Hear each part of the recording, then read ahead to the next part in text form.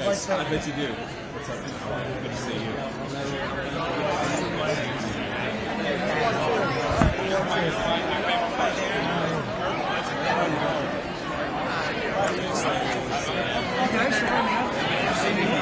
How are you?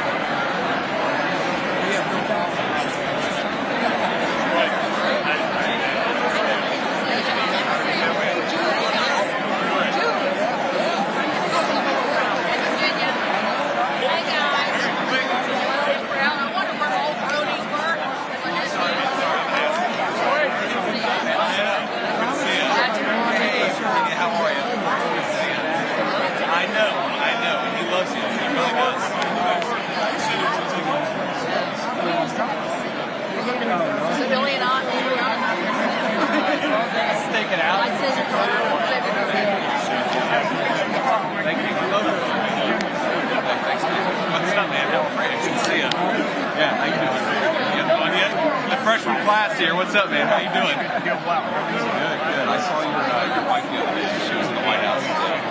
Good. Keep it fun. Thanks, man. I appreciate it, man. Good to see you. I'm going this way. Okay, yeah.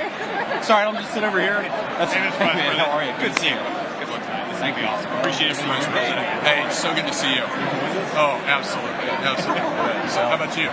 I'm having a good time. I have an easier job. How's your wife doing now? She's having fun. She's a champion. Good, yeah. Good. All right, absolutely. Let's do that. They're going to take me the other way. Stand here by me. All right. I'll keep you company. We're in the right spot.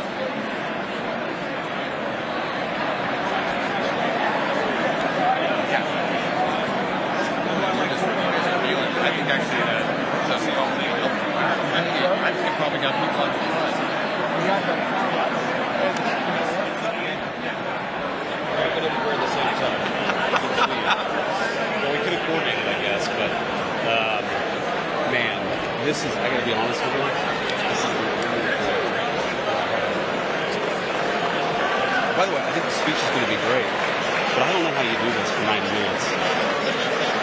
The hardest thing was doing it during Biden, when the speech was a stupid campaign speech. And just let's go down.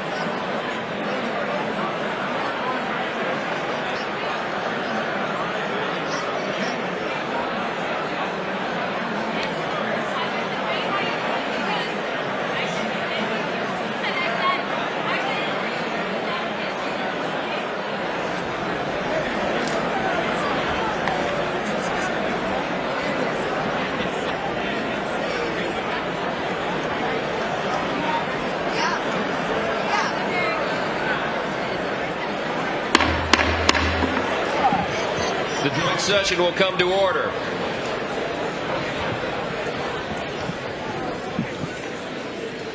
The chair appoints as members of the committee on the part of the House to escort the President of the United States into the chamber the following: the gentleman from Louisiana, Mr. Scalise; the gentleman from Minnesota, Mr. Emmer; the gentlewoman from Michigan, Mrs. McClain; the gentleman from North Carolina, Mr. Hudson; the gentleman from Pennsylvania, Mr. Reschenthaler; the gentleman from Utah, Mr. Moore; the gentlewoman from Indiana, Mrs. Houchin; the gentleman from Oklahoma, Mr. Hearn; the gentleman from New York, Mr. Jeffries; the gentlewoman from Massachusetts, Ms. Clark; the gentleman from California, Mr. Aguilar; the gentleman from California, Mr. Liu; the gentleman from Colorado, Mr. Neguse; the gentlewoman from Washington, Ms. Delbene; the gentlewoman from Michigan, Mrs. Dingell.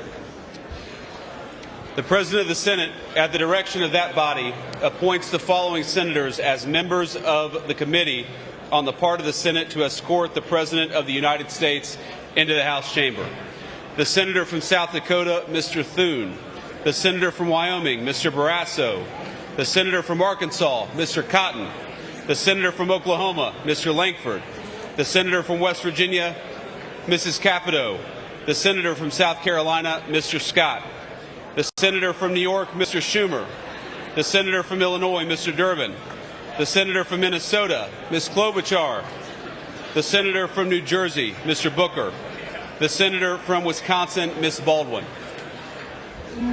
The members of the Escort Committee will exit the chamber through the lobby doors.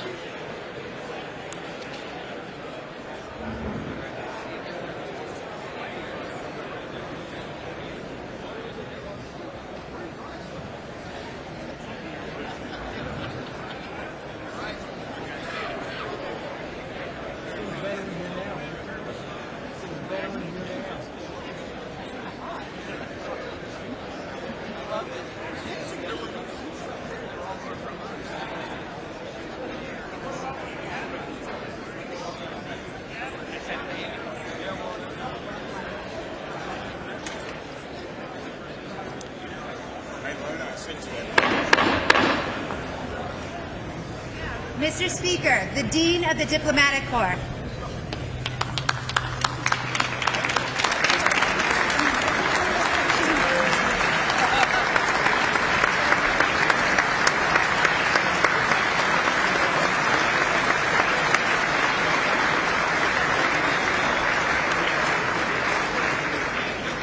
Mr. Speaker, Jonathan Jackson.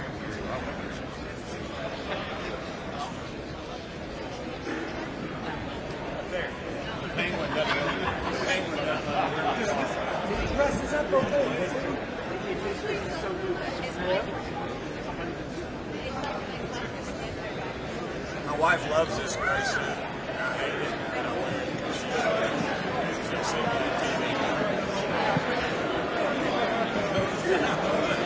I'm a blazer, man.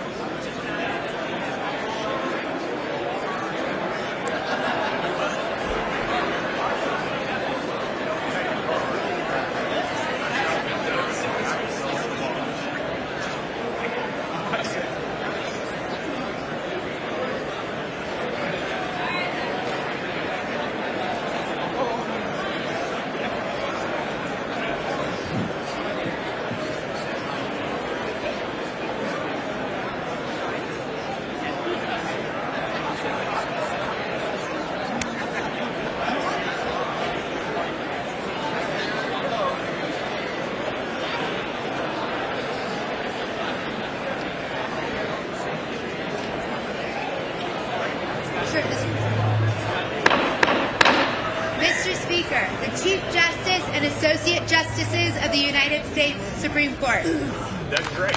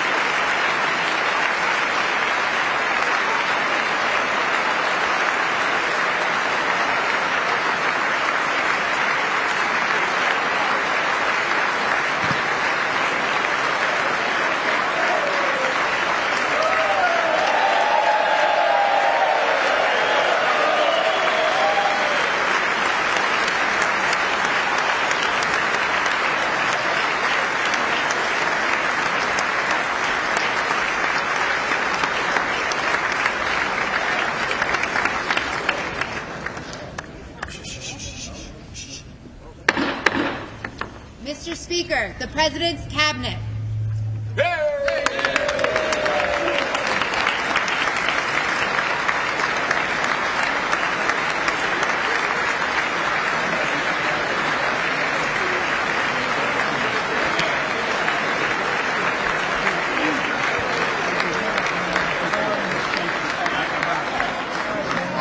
That's true. I should have done way better.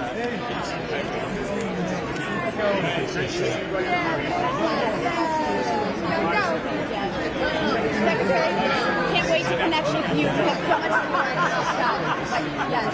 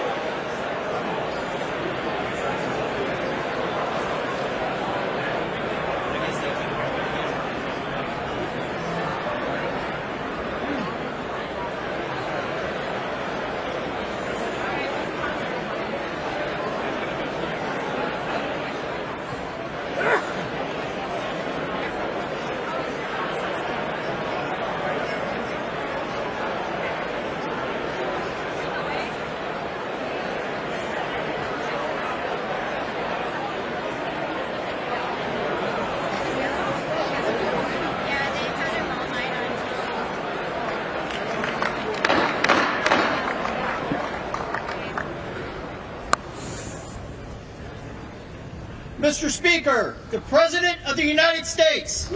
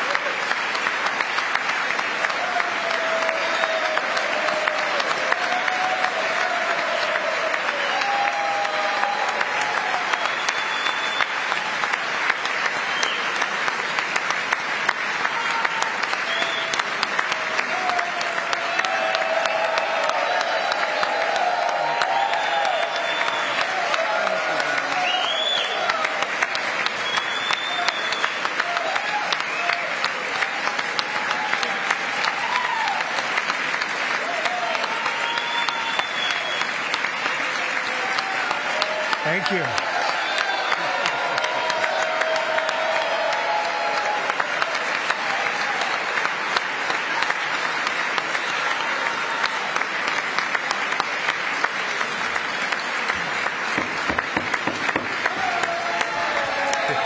Thank you very much. Thank you very much. It's a great honor. Thank you very much. Speaker Johnson, Vice President Vance, the First Lady of the United States,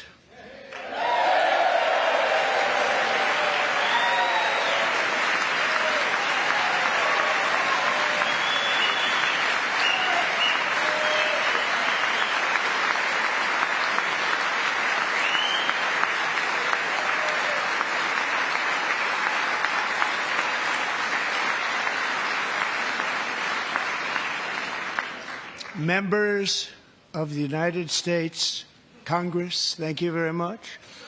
And to my fellow citizens, America is back.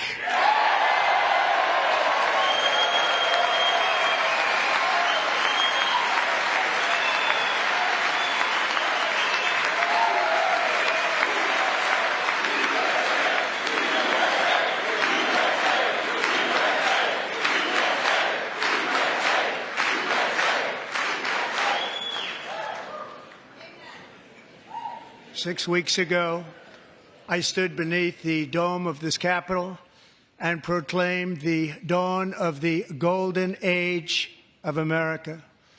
From that moment on, it has been nothing but swift and unrelenting action to usher in the greatest and most successful era in the history of our country. We have accomplished more in 43 days than most administrations accomplished in 4 years or 8 years, and we are just getting started.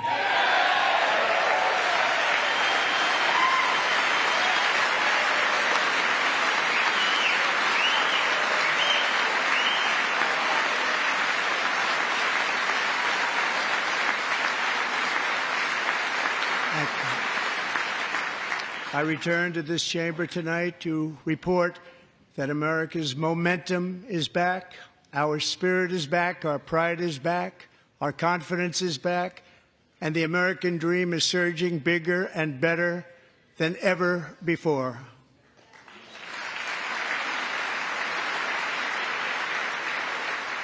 The American dream is unstoppable, and our country is on the verge of a comeback, the likes of which the world has never witnessed and perhaps will never witness again.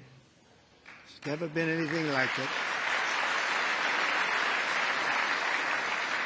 The presidential election of November 5th was a mandate like has not been seen in many decades.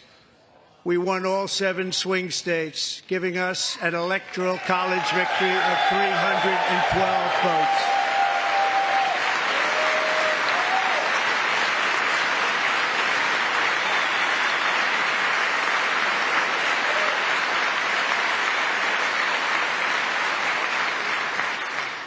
We won the popular vote by big numbers and won counties in our country.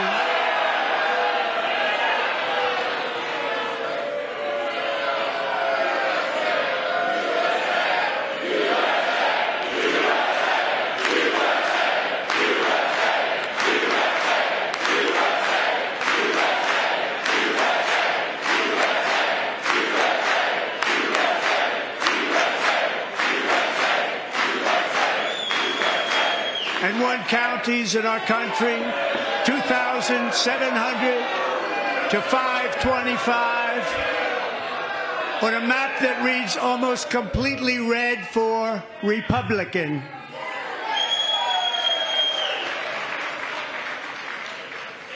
Now, for the first time in modern history, more Americans believe that our country is headed in the right direction than the wrong direction. In fact, it's an astonishing record, 27-point swing, the most ever.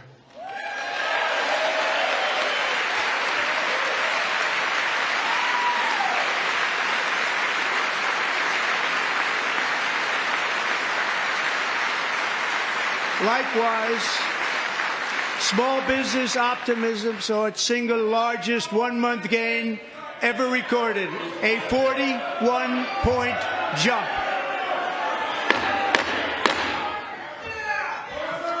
Members are directed to uphold and maintain decorum in the House and to cease any further disruptions. That's your warning.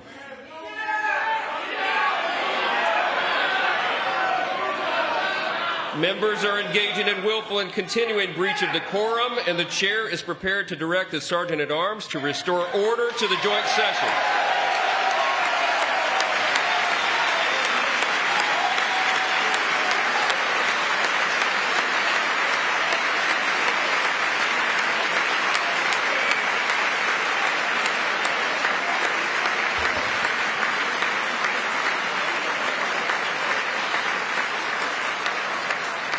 Mr. Green, take your seat.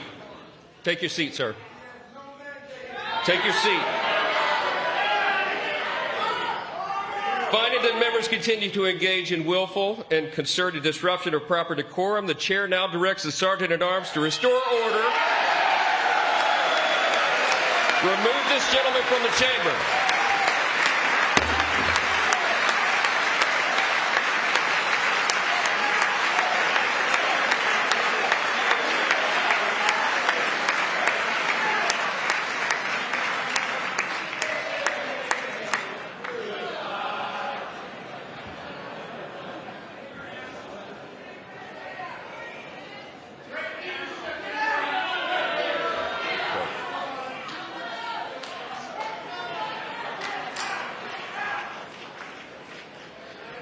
Members are directed to uphold and maintain decorum in the House.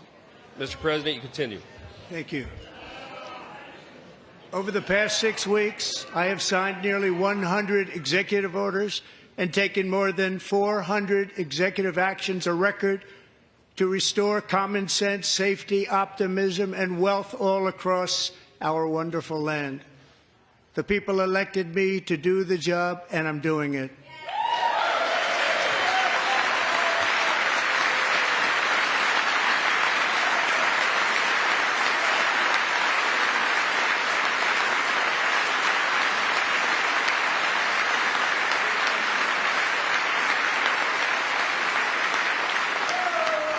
In fact, it has been stated by many that the first month of our presidency, it's our presidency, is the most successful in the history of our nation. By many.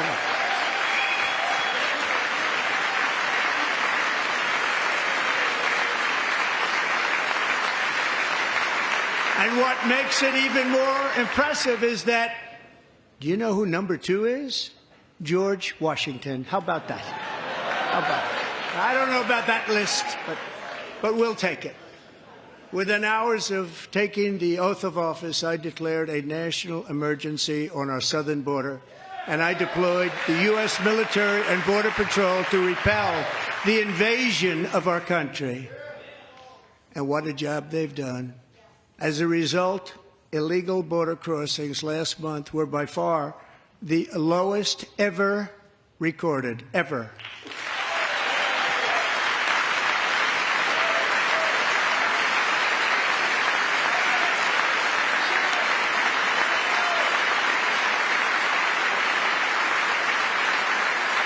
They heard my words and they chose not to come. Much easier that way.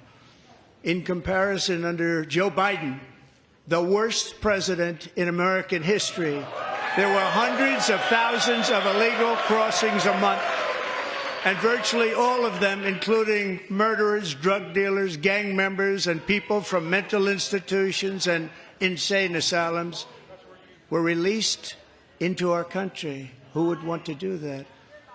This is my 5th such speech to Congress.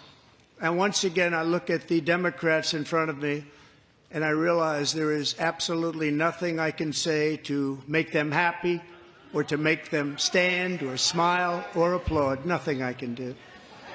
I could find a cure to the most devastating disease, a disease that would wipe out entire nations, or announce the answers to the greatest economy in history or the stoppage of crime to the lowest levels ever recorded.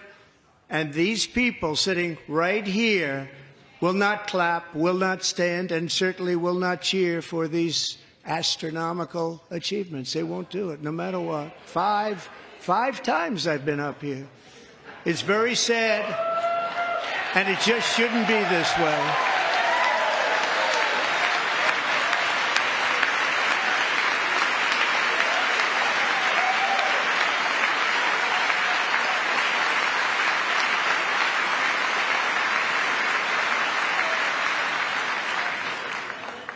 So Democrats sitting before me, for just this one night, why not join us in celebrating so many incredible wins for America? For the good of our nation, let's work together and let's truly make America great again.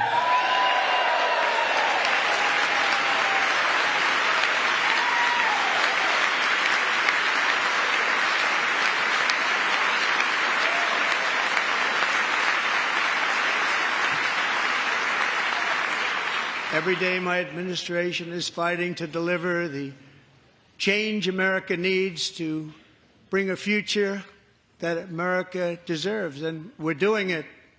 This is a time for big dreams and bold action. Upon taking office, I imposed an immediate freeze on all federal hiring, a freeze on all new federal regulations, and a freeze on all foreign aid.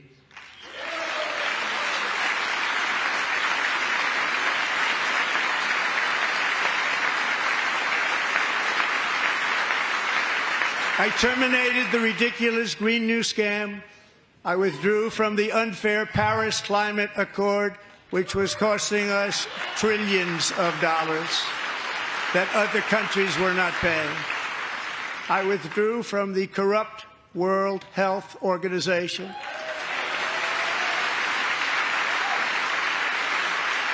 And I also withdrew from the anti-American UN Human Rights Council.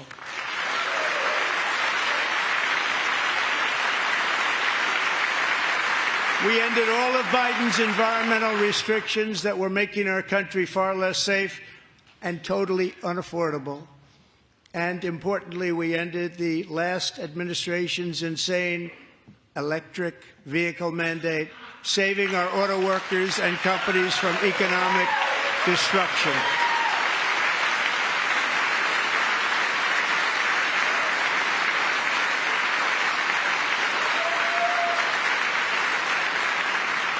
To unshackle our economy, I have directed that for every one new regulation, 10 old regulations must be eliminated, just like I did in my very successful first day.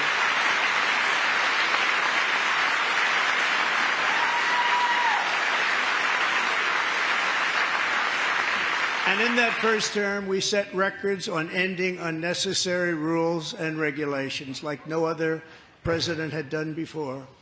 We ordered all federal workers to return to the office. They will either show up for work in person or be removed from their job.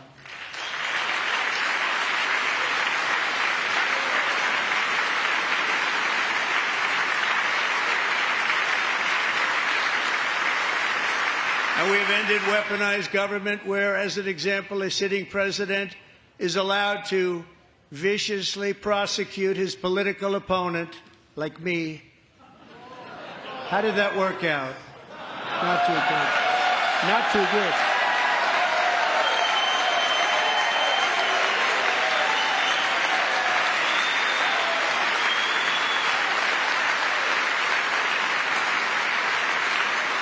And I have stopped all government censorship and brought back free speech in America. It's back.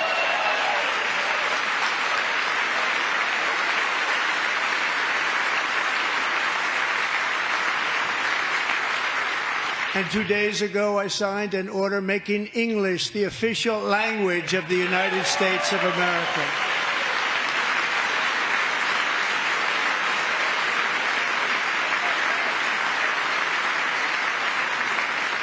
I renamed the Gulf of Mexico the Gulf of America.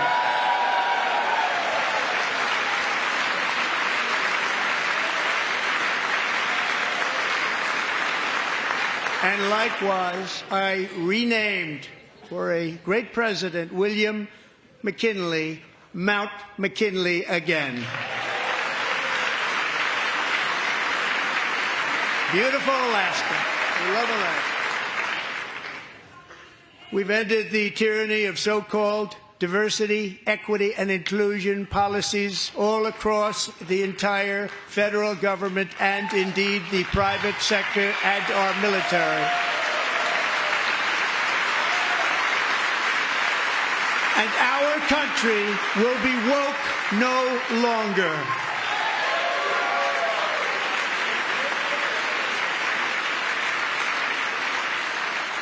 We believe that whether you are a doctor, an accountant, a lawyer, or an air traffic controller, you should be hired and promoted based on skill and competence, not race or gender. Very important.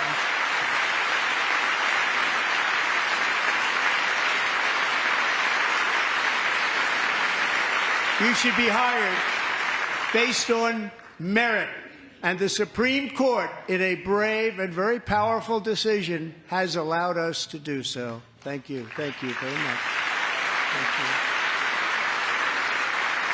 you. We have removed the poison of critical race theory from our public schools, and I signed an order making it the official policy of the United States government that there are only two genders, male and female.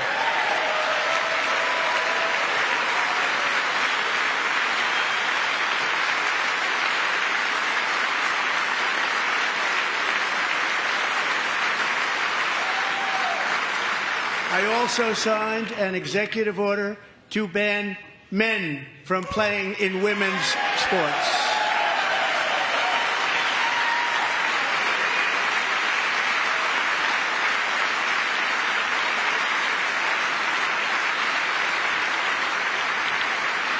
Three years ago, Peyton McNabb was an all-star high school athlete, one of the best, preparing for a future in college sports. But when her girls' volleyball match was invaded by a male, he smashed the ball so hard in Peyton's face, causing traumatic brain injury, partially paralyzing her right side, and ending her athletic career. It was a shot like she's never seen before. She's never seen anything like it. Peyton is here tonight in the gallery, and Peyton, from now on, schools will kick the men off the girls' team, or they will lose all federal funding.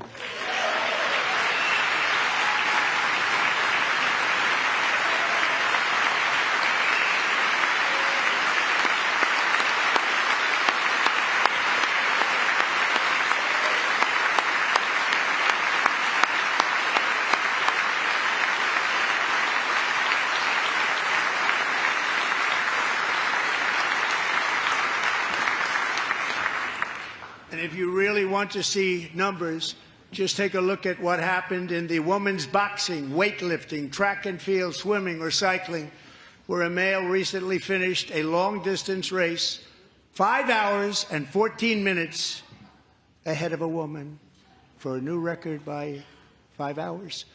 Broke the record by 5 hours. It's demeaning for women, and it's very bad for our country. We're not going to put up with it any longer.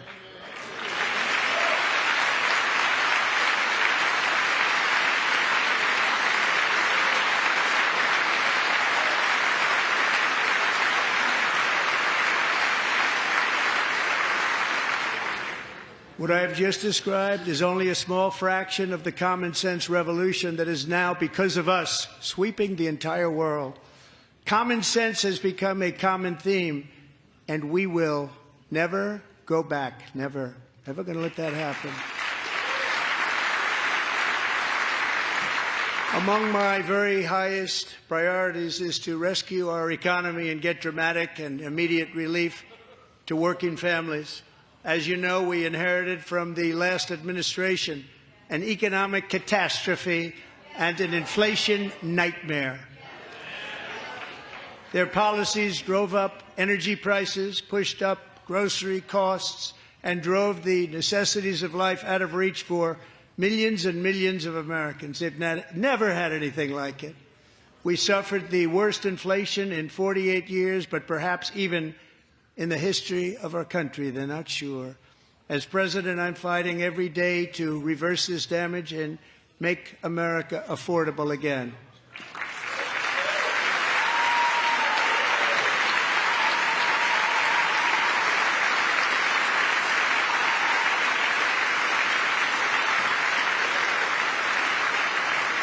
Joe Biden especially let the price of eggs get out of control.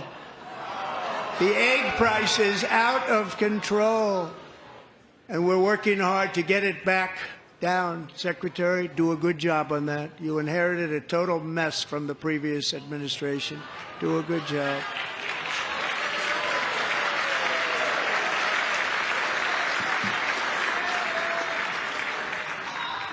A major focus of our fight to defeat inflation is rapidly reducing the cost of energy. The previous administration cut the number of new oil and gas leases by 95%, slowed pipeline construction to a halt, and closed more than 100 power plants. We are opening up many of those power plants right now.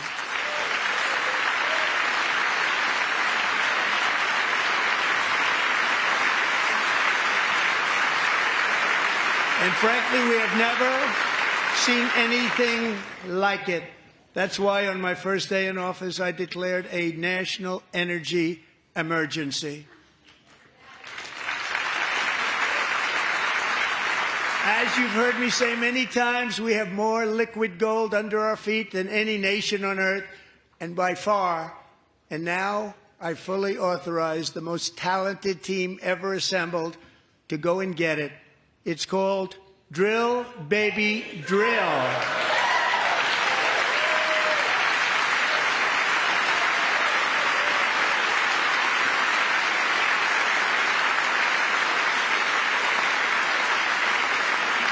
My administration is also working on a gigantic natural gas pipeline in Alaska, among the largest in the world, where Japan, South Korea, and other nations want to be our partner with investments of trillions of dollars each. There's never been anything like that one. It will be truly spectacular. It's all set to go. The permitting is gotten. And later this week, I will also take historic action to dramatically expand production of critical minerals and rare earths here in the USA.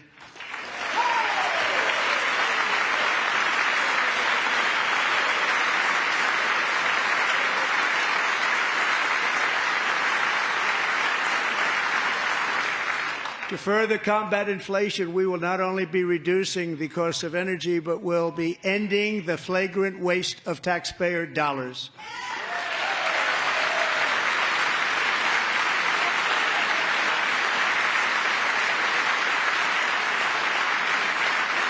And to that end, I have created the brand new Department of Government Efficiency, DOGE. Perhaps you've heard of it. Perhaps.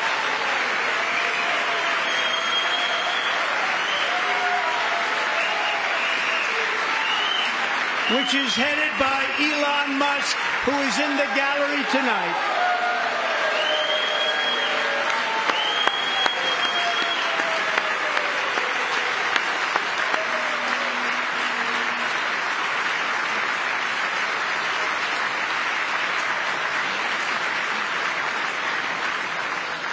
Thank you, Elon. He's working very hard. He didn't need this. He didn't need this. Thank you very much. We appreciate it. Everybody here, even this side, appreciates it, I believe. They just don't want to admit that. Just listen to some of the appalling waste we have already identified. $22 billion from HHS to provide free housing and cars for illegal aliens. $45 million for diversity, equity, and inclusion scholarships in Burma. $40 million to improve the social and economic inclusion of sedentary migrants. Nobody knows what that is. $8 million to promote LGBTQI+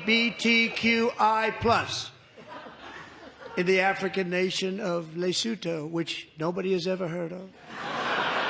$60 million for indigenous peoples and Afro-Colombian empowerment in Central America. $60 million. $8 million for making mice transgender. This is real. $32 million for a left-wing propaganda operation in Moldova. $10 million for male circumcision in Mozambique.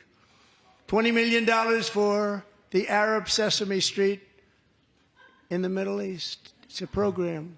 $20 million for a program. $1.9 billion to recently created Decarbonization of Homes Committee, headed up, and we know she's involved. Just at the last moment, the money was passed over by a woman named Stacey Abrams. Have you ever heard of her? A $3.5 million consulting contract for lavish fish monitoring. $1.5 million for voter confidence in Liberia. $14 million for social cohesion in Mali. $59 million for illegal alien hotel rooms in New York City. He's a real estate developer. He's done very well. $250,000 to increase vegan local climate action innovation in Zambia. $42 million for social and behavior change in Uganda.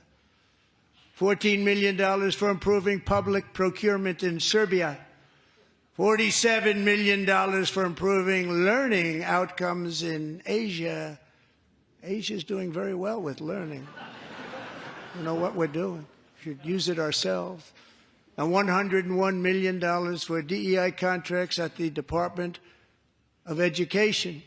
The most ever paid, nothing even like it.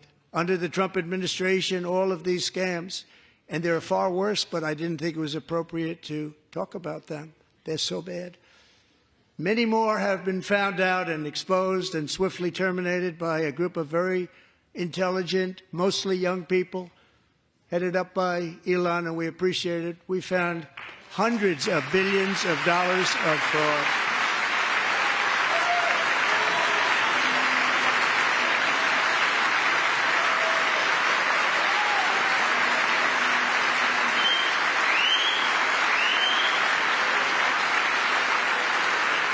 And we've taken back the money and reduced our debt to fight inflation and other things.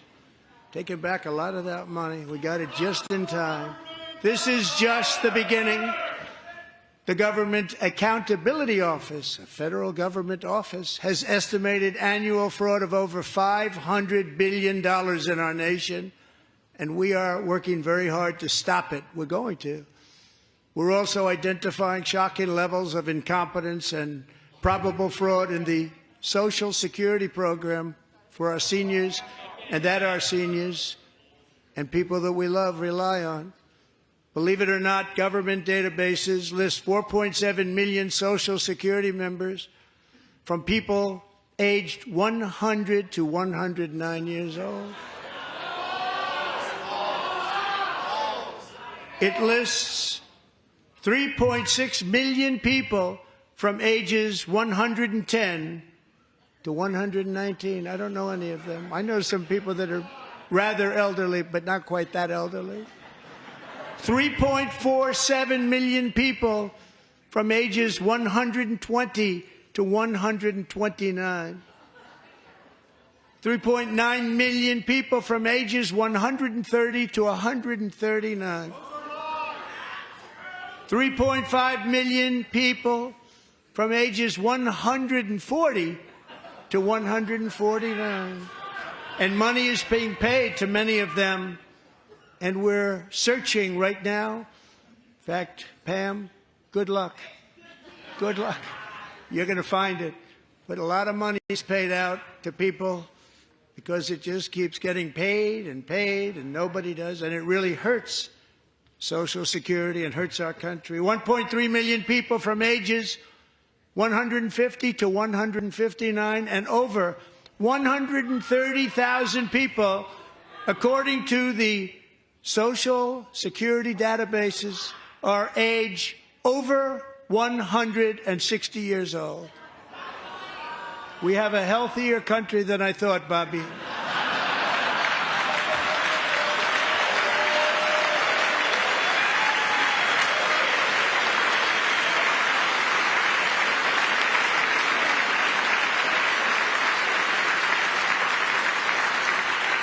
Including, to finish, 1,039 people between the ages of 220 and 229, one person between the age of 240 and 249, and one person is listed at 360 years of age. More than 100 years older than our country. But we're going to find out where that money's going, and it's not going to be pretty. By slashing all of the fraud, waste, and theft we can find, we will defeat inflation, bring down mortgage rates, lower car payments and grocery prices, protect our seniors, and put more money in the pockets of American families.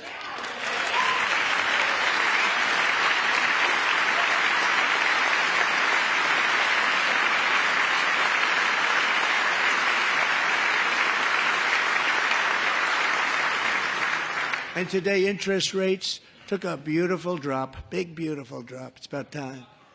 And in the near future, I want to do what has not been done in 24 years, balance the federal budget. We're going to balance it.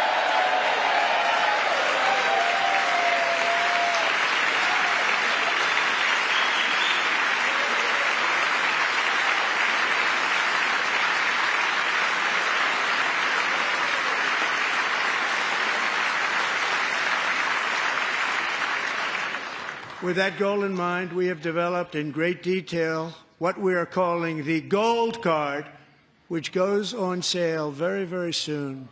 For $5 million, we will allow the most successful job-creating people from all over the world to buy a path to U.S. citizenship. It's like the green card, but better and more sophisticated. And these people will have to pay tax in our country. They won't have to pay tax from where they came. The money that they've made, you wouldn't want to do that, but they have to pay tax, create jobs. They'll also be taking people out of colleges and paying for them so that we can keep them in our country instead of having them being forced out. Number one, at the top school, as an example, being forced out and not being allowed to stay and create tremendous numbers of jobs and great success for a company out there. So while we take out the criminals, killers, traffickers, and child predators who are allowed to enter our country under the open border policy of these people, the Democrats, the Biden administration, the open border insane policies that you've allowed to destroy our country, we will now bring in brilliant, hardworking, job-creating people. They're going to pay a lot of money, and we're going to reduce our debt with that money.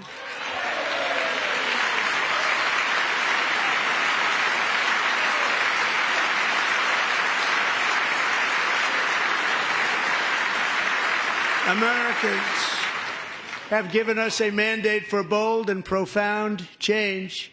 For nearly 100 years, the federal bureaucracy has grown until it has crushed our freedoms, ballooned our deficits, and held back America's potential in every possible way. The nation founded by pioneers and risk-takers now drowns under millions and millions of pages of regulations and debt. Approvals that should take 10 days to get instead take 10 years, 15 years, and even 20 years before you're rejected.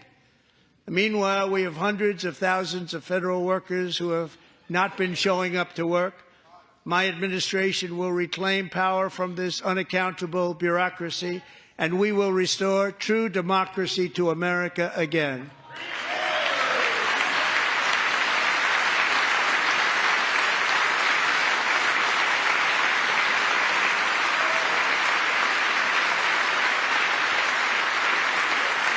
And any federal bureaucrat who resists this change will be removed from office immediately.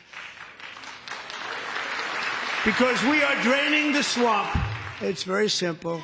And the days of rule by unelected bureaucrats are over.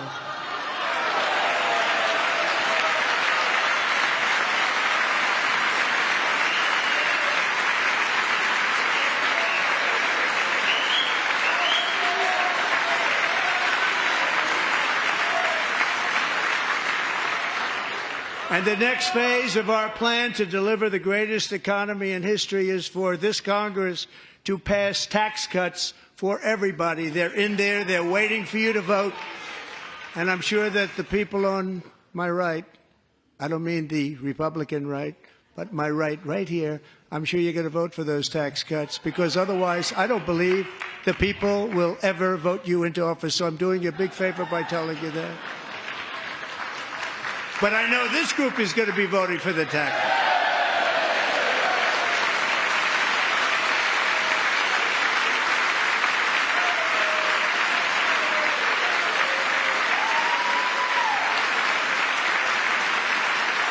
Thank you. It's a very, very big part of our plan. We had tremendous success in our first term with it. A very big part of our plan. We're seeking permanent income tax cuts all across the board. And to get urgently needed relief to Americans hit especially hard by inflation, I'm calling for no tax on tips, no tax on overtime, and no tax on Social Security benefits for our great seniors.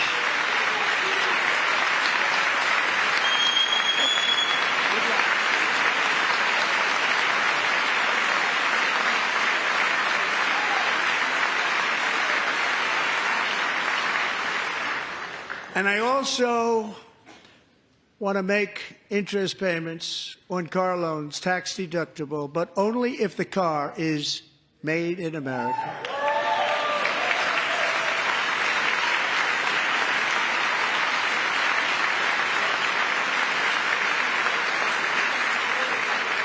And by the way, we're going to have growth in the auto industry like nobody's ever seen. Plants are opening up all over the place. Deals are being made. Never seen. That's a combination of the election win and tariffs. It's a beautiful word, isn't it? That, along with our other policies, will allow our auto industry to absolutely boom. It's going to boom. Spoke to the majors today, all three, the top people, and they're so excited. In fact, already numerous car companies have announced that they will be building massive automobile plants in America, with Honda just announcing a new plant in Indiana, one of the largest anywhere in the world.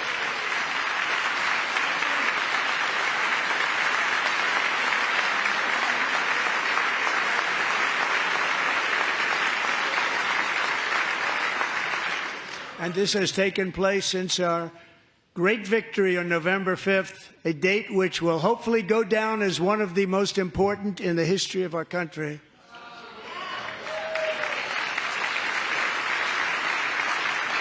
In addition, as part of our tax cuts, we want to cut taxes on domestic production and all manufacturing. And just as we did before, we will provide 100% expensing. It will be retroactive to January 20th, 2025. And it was one of the main reasons why our tax cuts were so successful in our first term, giving us the most successful economy in the history of our country. First term. We had a great first term.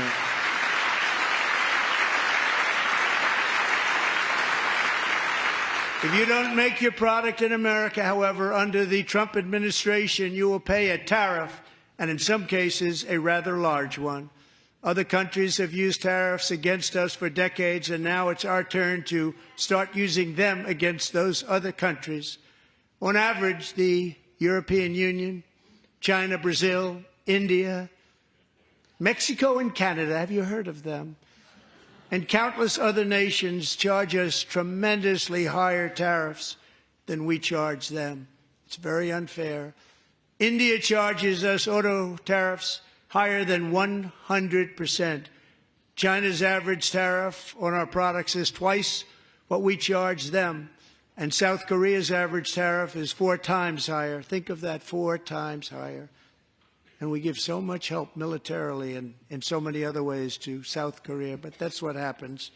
This is happening by friend and foe. This system is not fair to the United States and never was, and so on April 2nd, I wanted to make it April 1st, but I didn't want to be accused of April Fool's Day. That's not, just one day was cost us a lot of money. But we're going to do it in April. I'm a very superstitious person. April 2nd, reciprocal tariffs kick in. And whatever they tariff us, other countries, we will tariff them. That's reciprocal, back and forth. Whatever they tax us, we will tax them. If they do non-monetary tariffs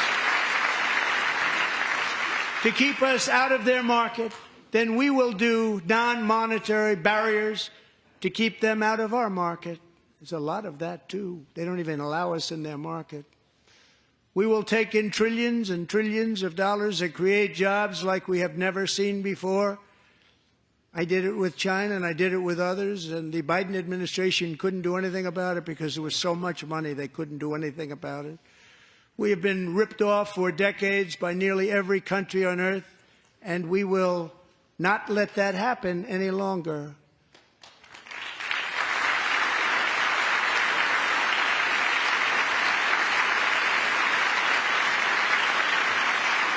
Much has been said over the last 3 months about Mexico and Canada, but we have very large deficits with both of them. But even more importantly, they've allowed fentanyl to come into our country at levels never seen before, killing hundreds of thousands of our citizens and many very young, beautiful people, destroying families.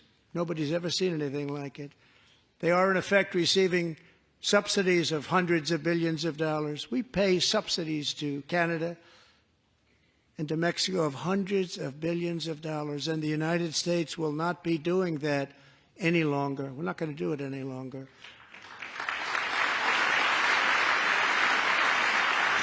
Thanks to our America First policies we're putting into place, we have had $1.7 trillion of new investment in America in just the past few weeks. The combination of the election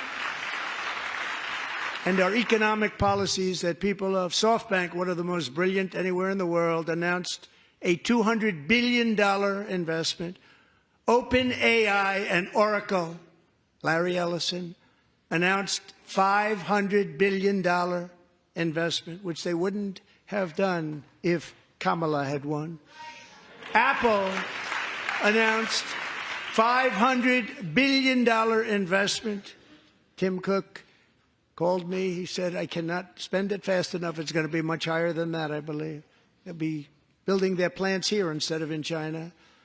And just yesterday, Taiwan Semiconductor, the biggest in the world, most powerful in the world, has a tremendous amount, 97% of the market, announced a $165 billion investment to build the most powerful chips on earth right here in the USA.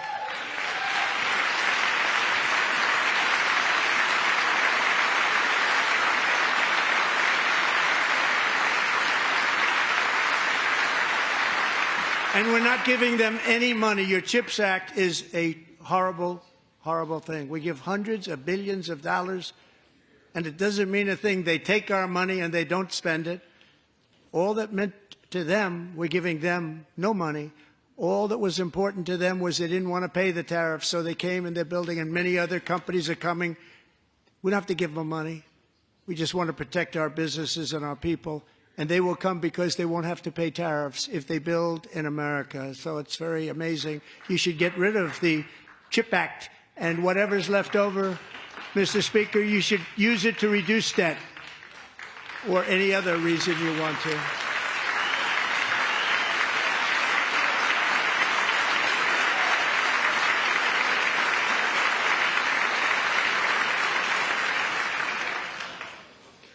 Our new trade policy will also be great for the American farmer. I love the farmer, who will now be selling into our home market, the USA, because nobody is going to be able to compete with you. because there's goods that come in from other countries and companies. They're really in a bad position in so many different ways. They're uninspected. They may be very dirty and disgusting, and they come in and they pour in, and they hurt our American farmers. The tariffs will go on agricultural product coming into America, and our farmers, starting on April 2nd, it may be a little bit of an adjustment period. We had that before when I made the deal with China, $50 billion of purchases, and I said, just bear with me, and they did. They did. Probably have to bear with me again, and this will be even better. That was great.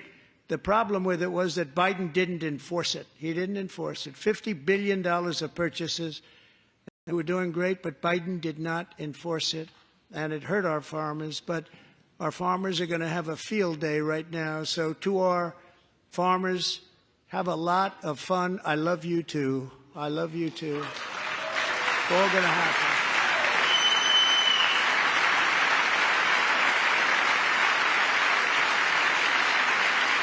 And I have also imposed a 25% tariff on foreign aluminum, copper, lumber, and steel, because if we don't have, as an example, steel and lots of other things, we don't have a military, and frankly, we just won't have a country very long. Here today is a proud American steelworker, fantastic person from Decatur, Alabama, Jeff Denard.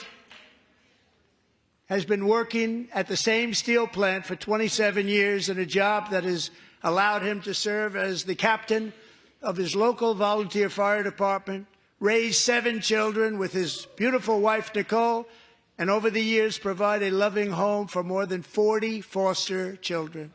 So great, Jeff.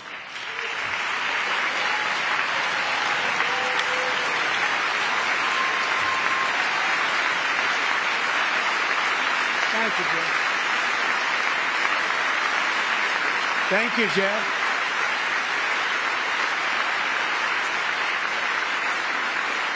Stories like Jeff's remind us that tariffs are not just about protecting American jobs. They're about protecting the soul of our country.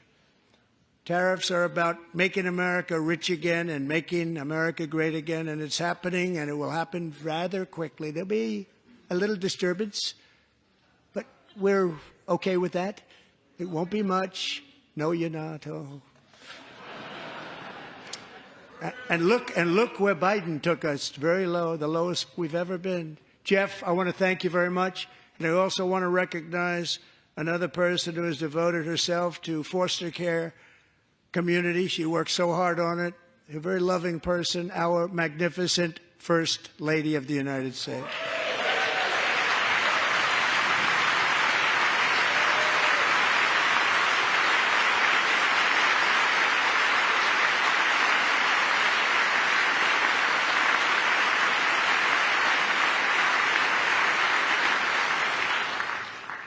Melania's work has yielded incredible results, helping prepare our nation's future leaders as they enter the workforce. Our First Lady is joined by 2 impressive young women, very impressive. Haley Ferguson, who benefited from the First Lady's Fostering the Future initiative and is poised to complete her education and become a teacher. And Elliston Berry, who became a victim of an illicit deepfake image produced by a peer. With Elliston's help, the Senate just passed the Take It Down Act, and this is so important. Thank you very much, John. John Thune, thank you. Stand up, John. Thank you, John.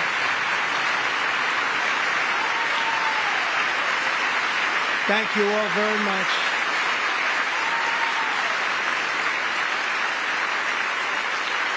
Thank you.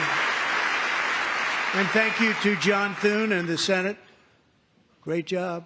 To criminalize the publication of such images online is a terrible, terrible thing. And once it passes the House, I look forward to signing that bill into law. Thank you. And I'm going to use that bill for myself, too, if you don't mind. Because nobody gets treated worse than I do online. Nobody. That's great. Thank you very much to the Senate. Thank you. But if we truly care about protecting Americans' children, no step is more crucial than securing America's borders. Over the past 4 years, 21 million people poured into the United States. Many of them were murderers, human traffickers, gang members, and other criminals from the streets of dangerous cities all throughout the world.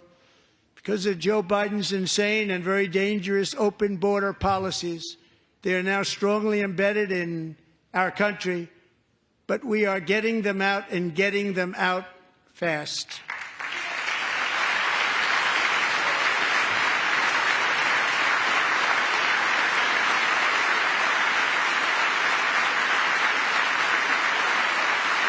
And I want to thank Tom Homan and Christy. I want to thank you and Paul of Border Patrol.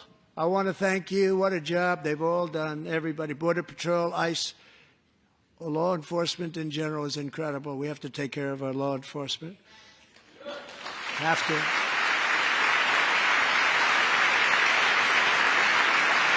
Last year,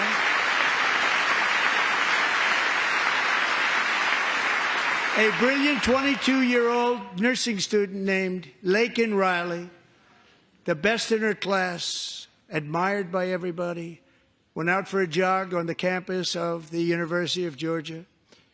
That morning, Laken was viciously attacked, assaulted, beaten, brutalized, and horrifically murdered.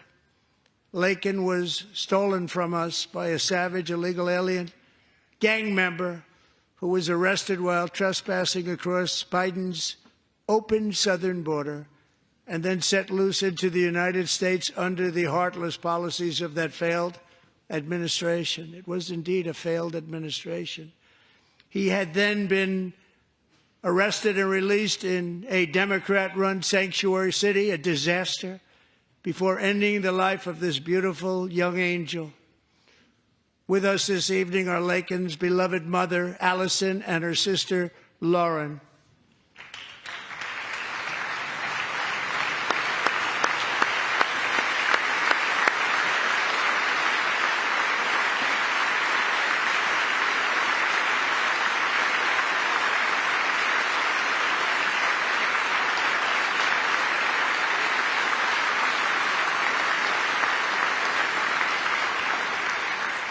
Last year, I told Laken's grieving parents that we would ensure their daughter would not have died in vain.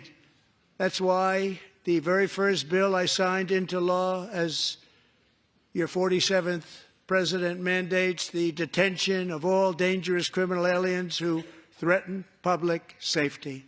It's a very strong, powerful act.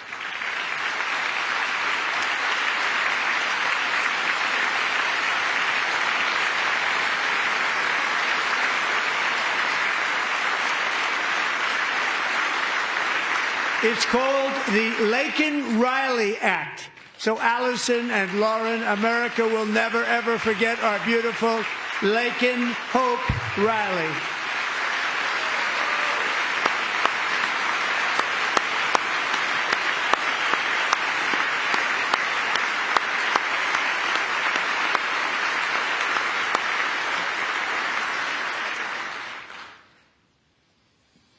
Thank you very much.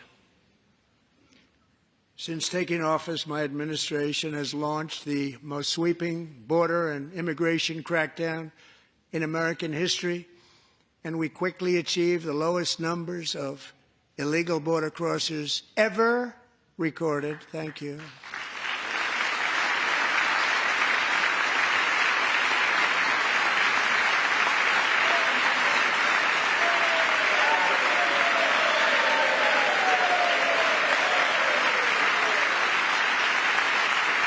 The media and our friends in the Democrat Party kept saying we needed new legislation, we must have legislation to secure the border. But it turned out that all we really needed was a new president.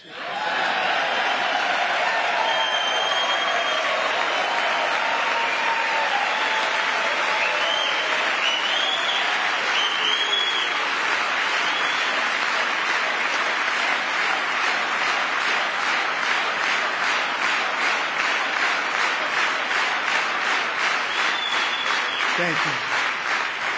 Joe Biden didn't just open our borders, he flew illegal aliens over them to overwhelm our schools, hospitals, and communities throughout the country. Entire towns like Aurora, Colorado, and Springfield, Ohio, buckled under the weight of the migrant occupation and corruption like nobody's ever seen before. Beautiful towns destroyed. Now, just as I promised in my inaugural address, we are achieving the great liberation of America.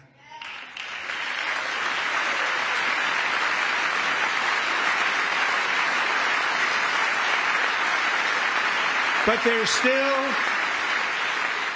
is much work to be done. Here tonight is a woman I have gotten to know, Alexis Nungari from Houston.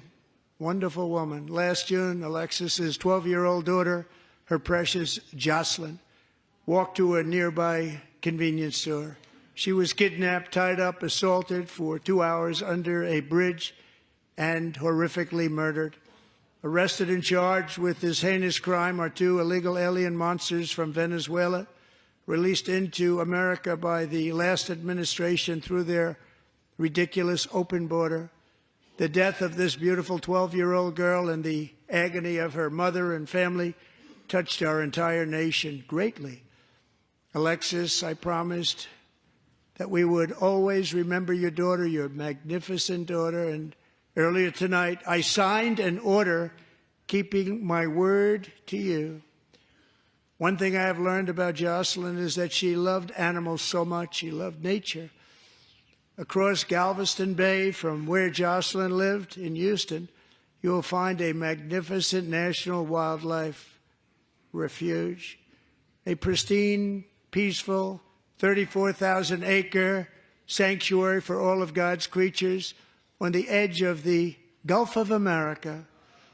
Alexis, moments ago, I formally renamed that refuge in loving memory of your beautiful daughter, Jocelyn. So, Mr. Vice President, if you would, may I have the order?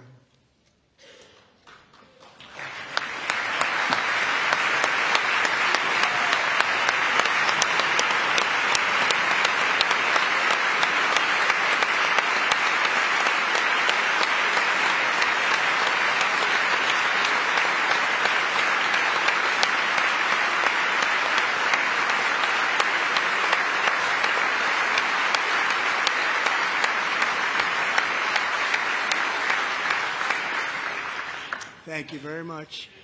All 3 savages charged with Jocelyn and Lakin's murders were members of the Venezuelan prison gang, the toughest gang, they say, in the world, known as Tren de Aragua.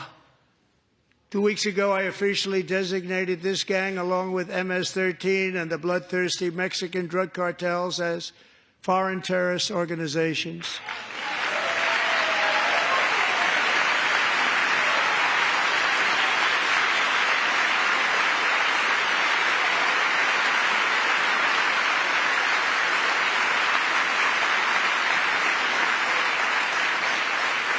They are now officially in the same category as ISIS, and that's not good for them. Countless thousands of these terrorists were welcomed into the U.S. by the Biden administration. But now every last one will be rounded up and forcibly removed from our country, or, if they're too dangerous, put in jails, standing trial in this country, because we don't want them to come back ever. With us this evening is a warrior on the front lines of that battle, Border Patrol Agent Roberto Ortiz. Great guy.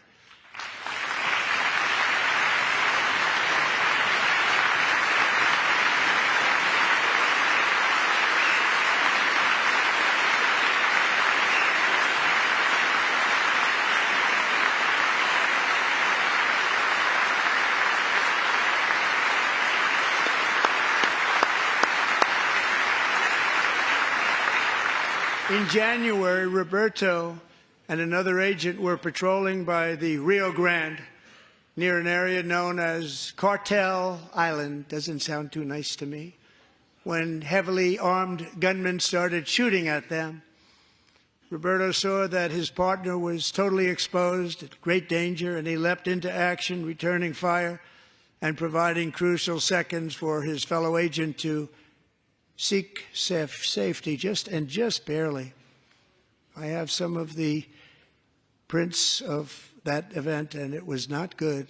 Agent Ortiz, we salute you for your great courage and for your line of fire that you took and for the bravery that you showed. We honor you, and we will always honor you. Thank you, Roberto, very much.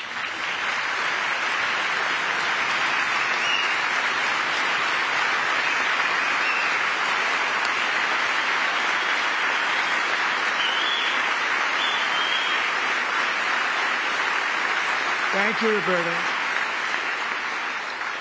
And I actually got to know him on my many calls to the border. He's a great gentleman.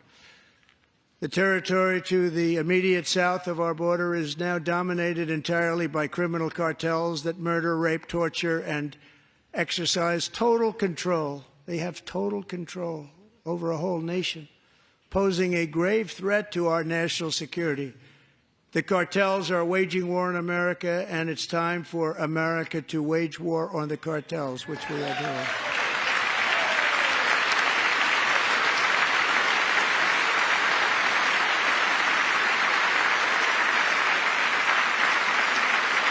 Five nights ago, Mexican authorities, because of our tariff policies being imposed on them, think of this, handed over to us 29 of the biggest cartel leaders in their country. That has never happened before. They want to make us happy. First time ever. But we need Mexico and Canada to do much more than they've done, and they have to stop the fentanyl and drugs pouring into the USA. They're going to stop it. I have sent Congress a detailed funding request laying out exactly how we will eliminate these threats to protect our homeland and complete the largest deportation operation in American history, larger even than current record holder President Dwight D. Eisenhower, a moderate man but someone who believed very strongly in borders. Americans expect Congress to send me this funding without delay so I can sign it into law. So, Mr. Speaker, John Thune, both of you, I hope you're going to be able to do that, Mr. Speaker. Thank you. Mr. Leader, thank you. Thank you very much. And let's get it to me. I'll sign it so fast, you won't even believe it.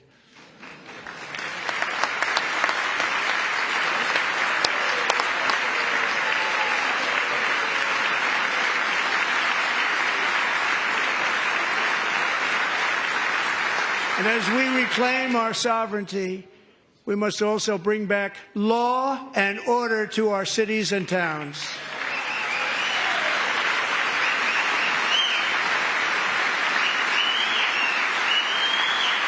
In recent years, our justice system has been turned upside down by radical left lunatics. Many jurisdictions virtually ceased enforcing the law against dangerous repeat offenders while weaponizing law enforcement against political opponents like me. My administration has acted swiftly and decisively to restore fair, equal, and impartial justice under the constitutional rule of law, starting at the FBI and the DOJ. Pam, good luck. Cash, wherever you may be, good luck. Good luck. Pam Bondi. Good luck. So important. Going to do a great job. Cash, thank you. Thank you, Cash.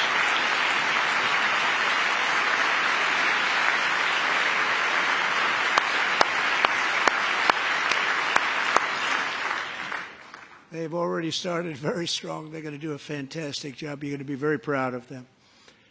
We're also once again giving our police officers the support, protection, and respect they so dearly deserve. They have to get it. They have such a hard, dangerous job, but we're going to make it less dangerous. The problem is the bad guys don't respect the law, but they're starting to respect it, and they soon will respect it. This also includes our great fire departments throughout the country. Our firemen and women are unbelievable people, and we'll never forget them. And besides that, they voted for me in record numbers, so I have no choice.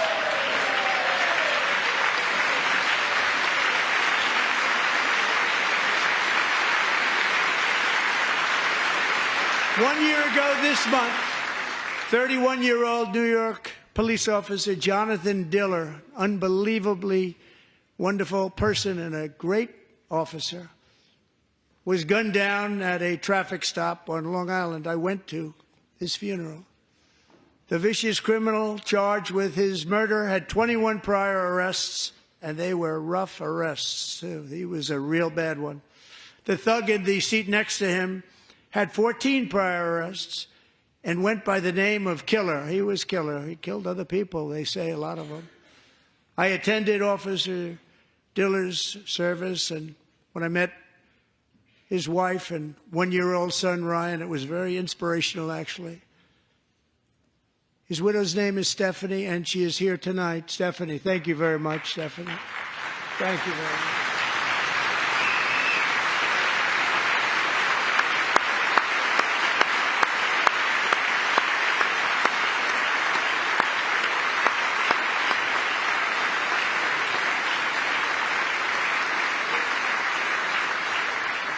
Stephanie, we're going to make sure that Ryan knows his dad was a true hero, New York's finest, and we're going to get these cold-blooded killers and repeat offenders off our streets, so we're going to do it fast.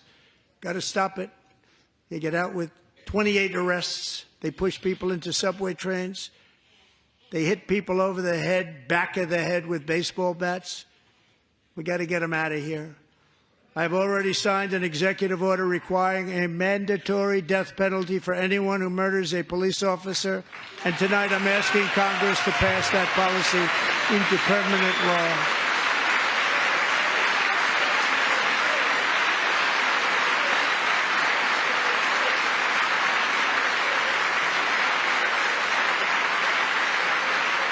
I'm also asking for a new crime bill getting tough on repeat offenders while enhancing protections for America's police officers so they can do their jobs without fear of their lives being totally destroyed.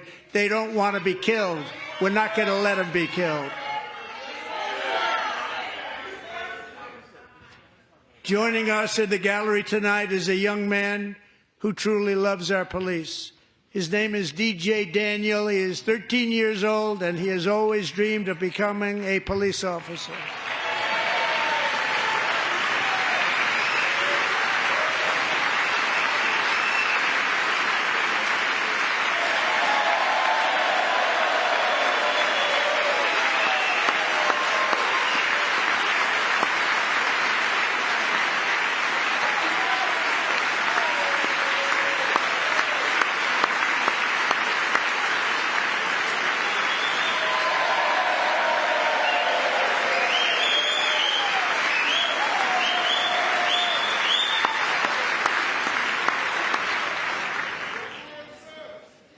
But in 2018, DJ was diagnosed with brain cancer. The doctors gave him 5 months at most to live. That was more than 6 years ago.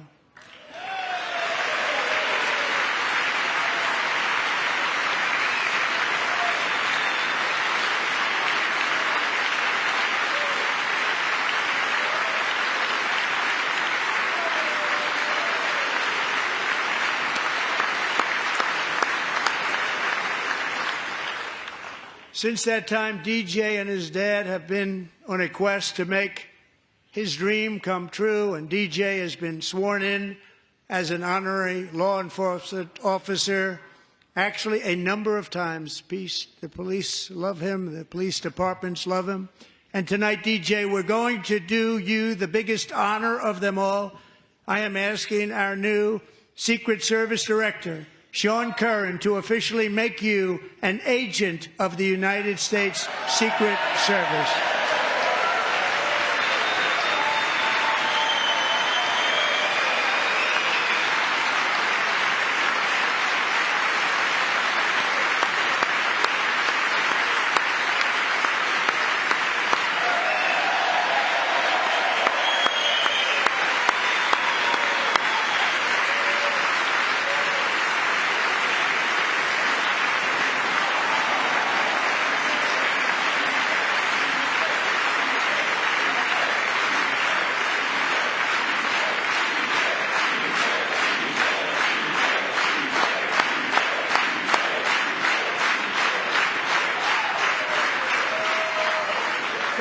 DJ. DJ's doctors believe his cancer likely came from a chemical he was exposed to when he was younger. Since 1975, rates of child cancer have increased by more than 40%. Reversing this trend is one of the top priorities for our new presidential commission to make America healthy again, chaired by our new Secretary of Health and Human Services, Robert F. Kennedy, Jr.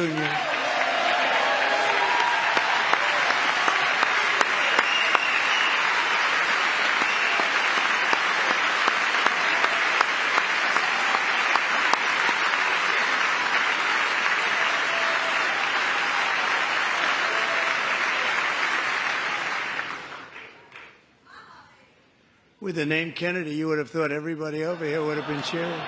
How quickly they forget.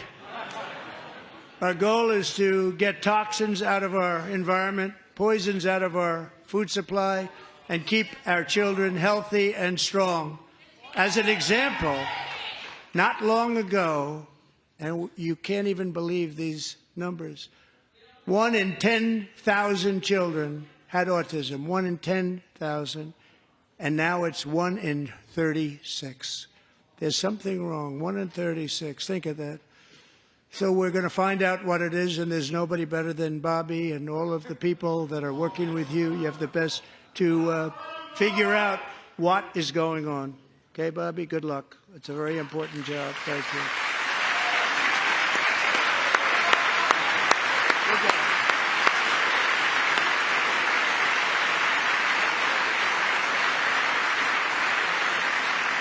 Thank you. My administration is also working to protect our children from toxic ideologies in our schools. A few years ago, January Littlejohn and her husband discovered that their daughter's school had secretly socially transitioned their 13-year-old little girl. Teachers and administrators conspired to deceive January and her husband while encouraging her daughter to use a new name and pronouns. They, them pronoun, actually, all without telling January, who is here tonight and is now a courageous advocate against this form of child abuse. January, thank you. Thank you. Thank you very much.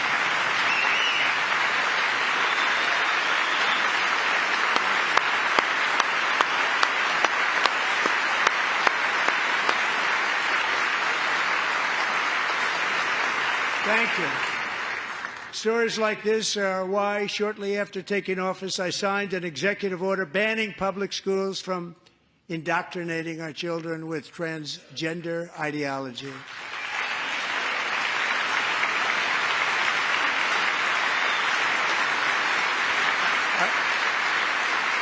I also signed an order to cut off all taxpayer funding to any institution that engages in the sexual mutilation of our youth.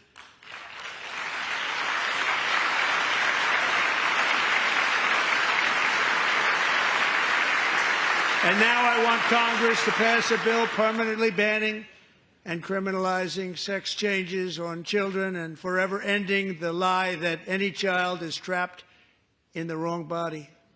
This is a big lie.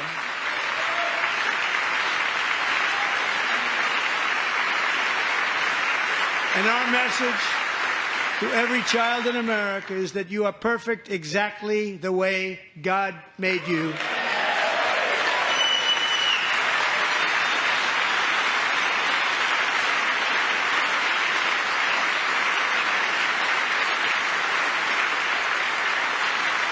Because we're getting wokeness out of our schools and out of our military, and it's already out, and it's out of our society. We don't want it.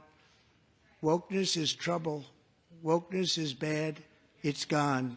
It's gone. And we feel so much better for it, don't we? Don't we feel better?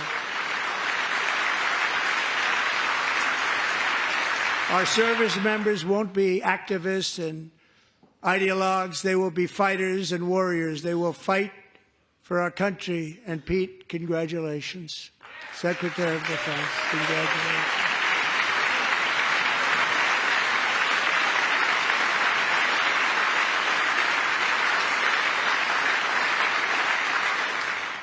And he's not big into the woke movement, I can tell you.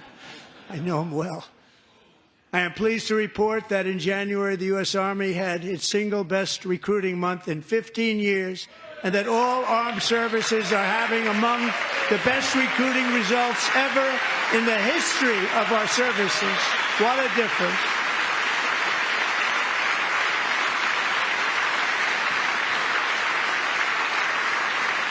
And you know, it was just a few months ago where the results were exactly the opposite. We couldn't recruit anywhere. We couldn't recruit. Now we're having the best results just about that we've ever had. What a tremendous turnaround. It's really a beautiful thing to see. People love our country again. It's very simple. They love our country, and they love being in our military again. So it's a great thing, and thank you very much. Great job. Thank you.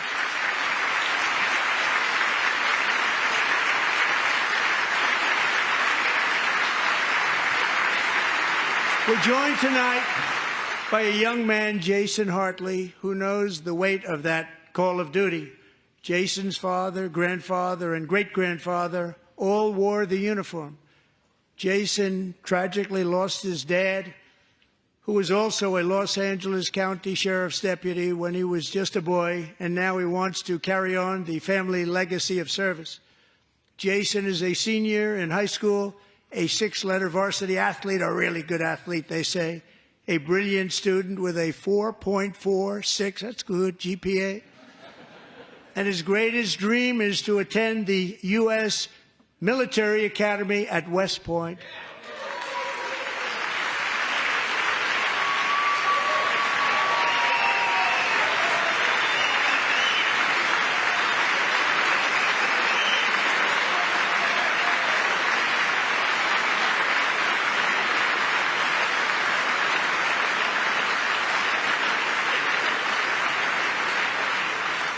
And Jason, that's a very big deal getting in. That's a hard one to get into. But I'm pleased to inform you that your application has been accepted.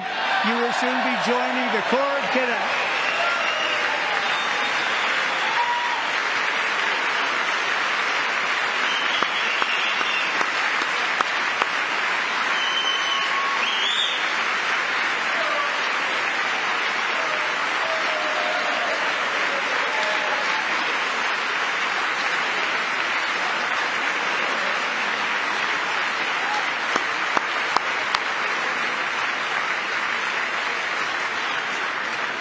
Thank you.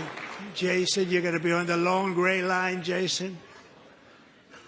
As Commander-in-Chief, my focus is on building the most powerful military of the future. As a first step, I'm asking Congress to fund a state-of-the-art Golden Dome missile defense shield to protect our homeland, all made in the USA.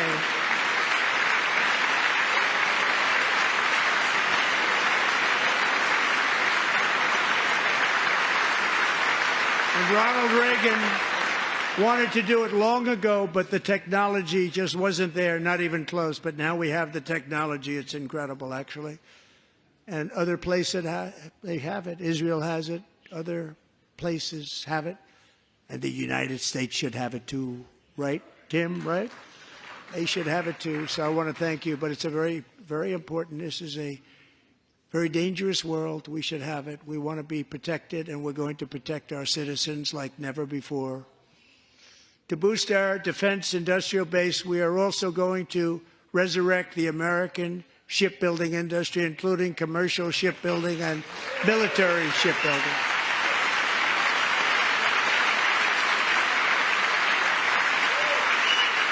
And for that purpose, I am announcing tonight that we will create a new Office of Shipbuilding in the White House and offer special tax incentives to bring this industry home to America where it belongs. We used to make so many ships. We don't make them anymore very much, but we're going to make them very fast, very soon. It will have a huge impact. To further enhance our national security, my administration will be reclaiming the Panama Canal, and we've already started doing it.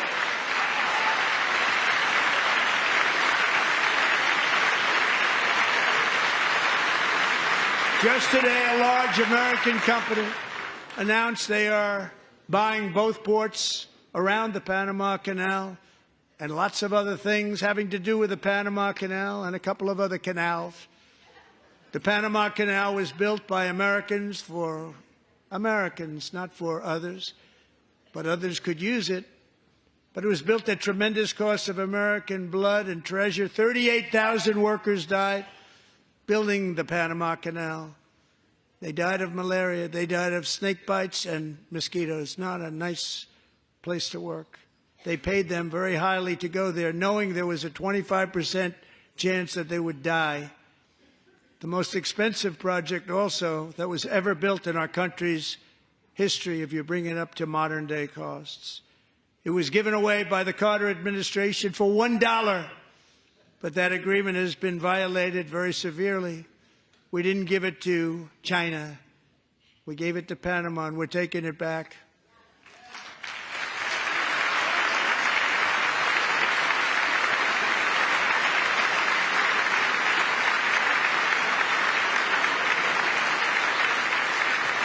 And we have Marco Rubio in charge. Good luck, Marco. Now, we know who to blame if anything goes wrong. Marco's been amazing, and he's going to do a great job. Think of it. He got 100 votes. You know, he was approved with actually 99, but the 100th was this gentleman, and I feel very certain. So let's assume he got 100 votes. And I'm either very, very happy about that or I'm very concerned about it. But he's already proven. I mean, he's a great gentleman. He's respected by everybody, and we appreciate you voting for Marco. He's going to do a fantastic job. Thank you. Thank you. He's doing a great job. Great job. And I also have a message tonight for the incredible people of Greenland. We strongly support your right to determine your own future. And if you choose, we welcome you into the United States of America. We need Greenland for national security and even international security, and we're working with everybody involved to try and get it. But we need it really for international world security, and I think we're going to get it. One way or the other, we're going to get it. We will keep you safe. We will make you rich, and together we will take Greenland to heights like you have never thought possible before. It's a very small population, but very, very large piece of land and very, very important for military security. America is once again standing strong against the forces of radical Islamic terrorism. 3.5 years ago, ISIS terrorists killed 13 American service members and countless others in the Abbey Gate bombing during the disastrous and incompetent withdrawal from Afghanistan. Not that they were withdrawing, it was the way they withdrew. Perhaps the most embarrassing moment in the history of our country. Tonight, I am pleased to announce that we have just apprehended the top terrorist responsible for that atrocity, and he is right now on his way here to face the swift sword of American justice.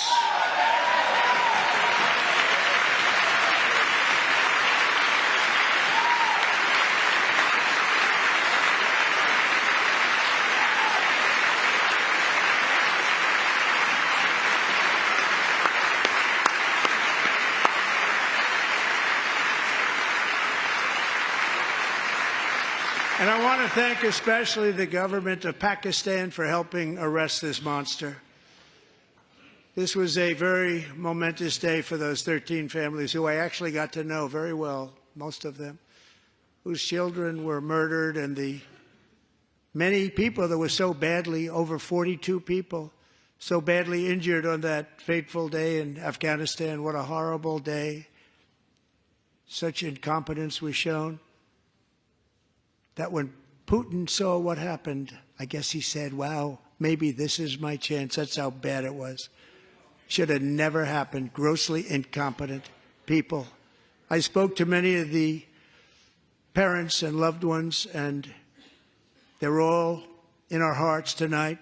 Just spoke to them on the phone. We had a big call every one of them called, and everybody was on the line, and they did nothing but cry with happiness. They were very happy, as happy as you can be under those circumstances. Their child, brother, sister, son, daughter was killed for no reason whatsoever. In the Middle East, we're bringing back our hostages from Gaza. In my first term, we achieved one of the most groundbreaking peace agreements in generations, the Abraham Accords.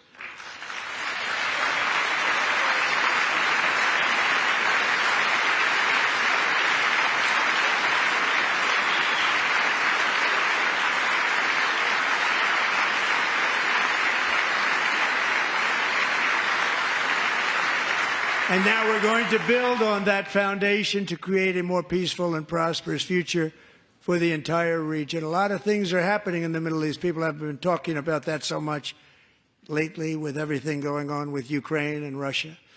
But a lot of things are happening in the Middle East. It's a rough neighborhood, actually. I'm also working tirelessly to end the savage conflict in Ukraine. Millions of Ukrainians and Russians have been needlessly killed or wounded in this horrific and brutal conflict with no end in sight. The United States has sent hundreds of billions of dollars to support Ukraine's defense with no security, with no anything.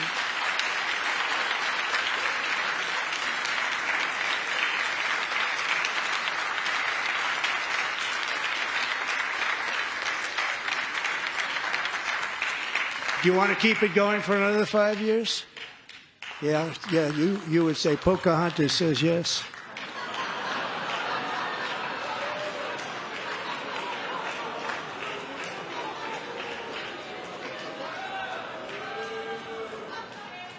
$2,000 people are being killed every single week. More than that. They're Russian young people. They're Ukrainian young people. They're not Americans. But I want it to stop. Meanwhile, Europe has sadly spent more money buying Russian oil and gas than they have spent on defending Ukraine, by far. Think of that. They've spent more buying Russian oil and gas than they have defending. And we've spent perhaps $350 billion, like taking candy from a baby. That's what happened. And they've spent $100 billion. What a difference that is. And we have an ocean separating us, and they don't. But we're getting along very well with them, and lots of good things are happening. Biden has authorized more money in this fight than Europe has spent, by billions and billions of dollars. It's hard to believe that they wouldn't have stopped it and said at some point, come on, let's equalize. You got to be equal to us. But that didn't happen. Earlier today, I received an important letter from President Zelensky of Ukraine. The letter reads, Ukraine is ready to come to the negotiating table as soon as possible to bring lasting peace closer. Nobody wants peace more than the Ukrainians, he said. My team and I stand ready to work under President Trump's strong leadership to get a peace that lasts. We do really value how much America has done to help Ukraine maintain its sovereignty and independence. Regarding the agreement on minerals and security, Ukraine is ready to sign it at any time that is convenient for you.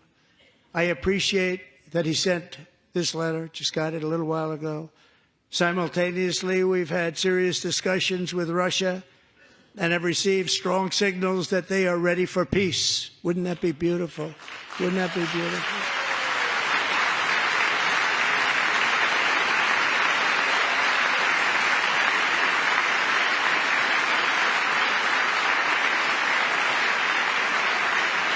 Wouldn't that be beautiful?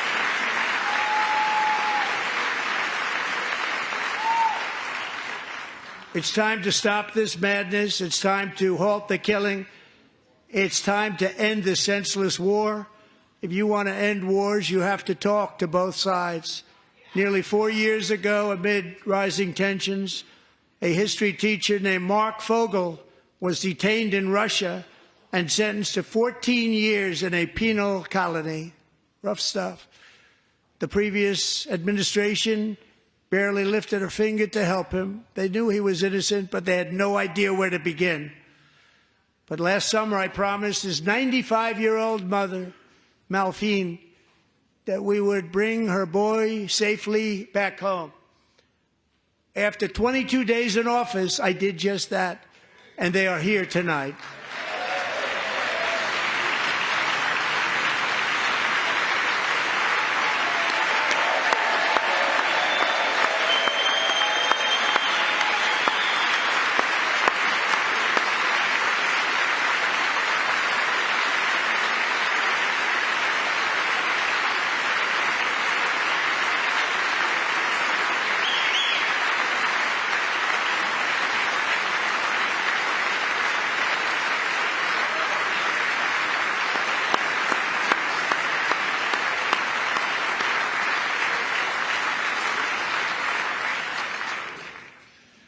To Mark and his great mom, we are delighted to have you safe and sound and with us. As fate would have it, Mark Fogel was born in a small rural town in Butler, Pennsylvania. Have you heard of it? Where his mother has lived for the past 78 years. I just happened to go there last July 13th for a rally. That was not pleasant. And that is where I met his beautiful mom right before I walked onto that stage. And I told her I would not forget what she said about her son. And I never did I? Never forgot. Less than 10 minutes later, at that same rally, gunfire rang out, and a sick and deranged assassin unloaded 8 bullets from his sniper's perch into a crowd of many thousands of people. My life was saved by a fraction of an inch, but some were not so lucky. Corey Comparator was a firefighter, a veteran, a Christian, a husband, a devoted father, and above all, a protector. When the sound of gunshots pierced the air, it was a horrible sound. Corey knew instantly what it was and what to do. He threw himself on top of his wife and daughters and shielded them from the bullets with his own body. Corey was hit really hard. You know the story from there. He sacrificed his life to save theirs. 2 others, very fine people, were also seriously hit. But thankfully, with the help of 2 great country doctors, we thought they were gone and they were saved. So those doctors had great talent. We're joined by Corey's wife, Helen, who was his high school sweetheart, and their 2 beloved daughters, Allison and Kaylee. Thank you.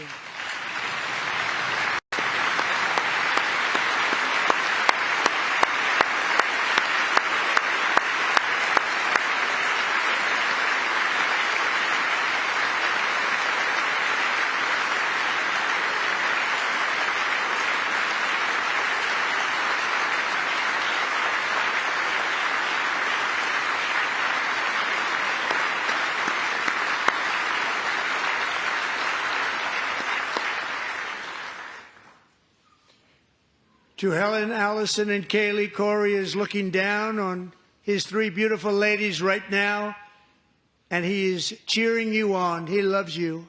He is cheering you on. Corey was taken from us much too soon, but his destiny was to leave us all with a shining example of the selfless devotion of a true American patriot. It was love like Corey's that built our country, and it's love like Corey's that is going to make our country more majestic than ever before. I believe that my life was saved that day in Butler for a very good reason. I was saved by God to make America great again. I believe that. Thank you. Thank you.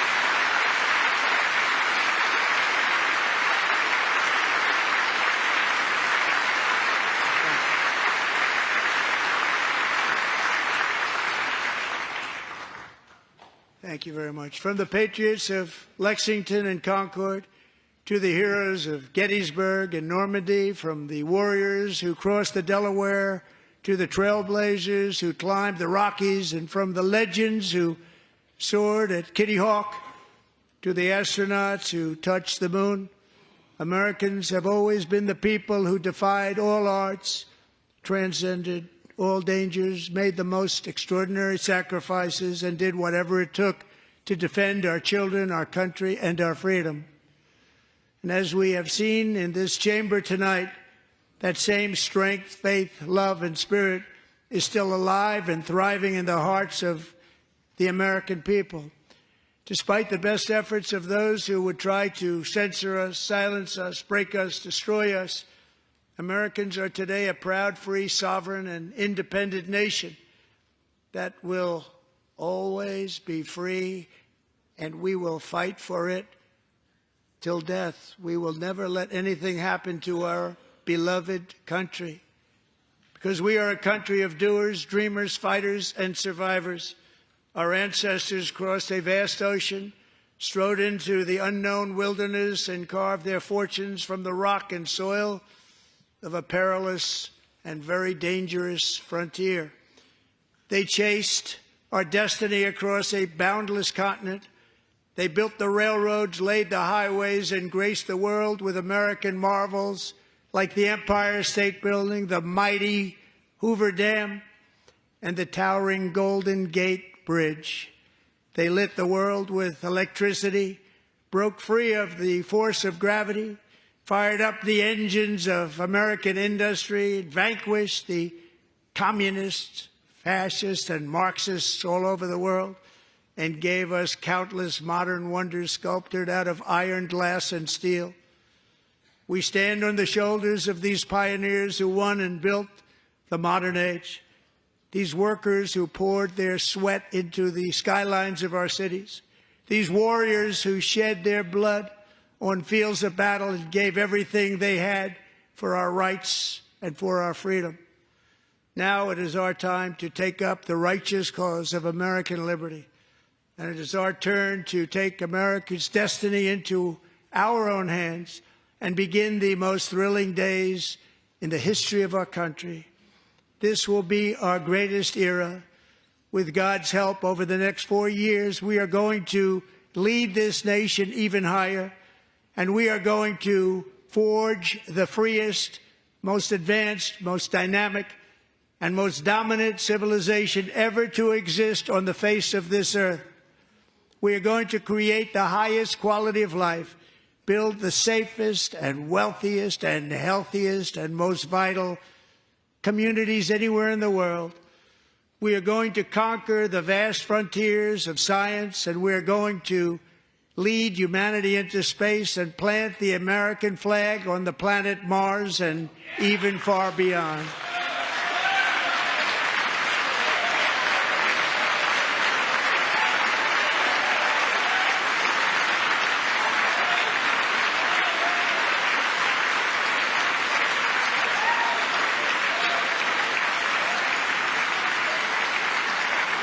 And through it all, we are going to rediscover the unstoppable power of the American spirit. And we are going to renew unlimited promise of the American dream.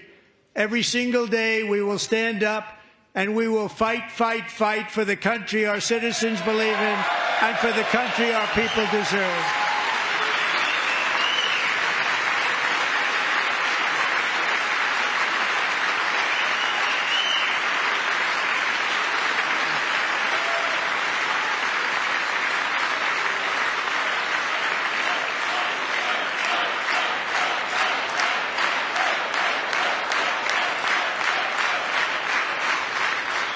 My fellow Americans, get ready for an incredible future, because the golden age of America has only just begun. It will be like nothing that has ever been seen before. Thank you, God bless you, and God bless America.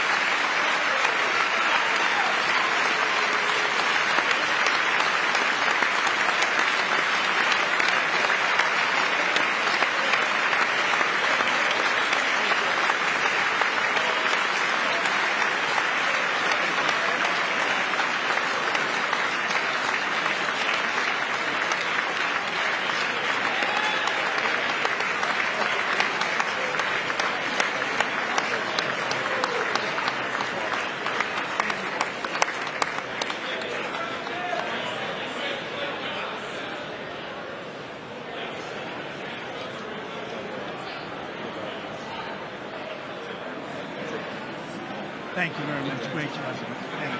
Great honor. Thank you. Thank you. Get this place going, all right?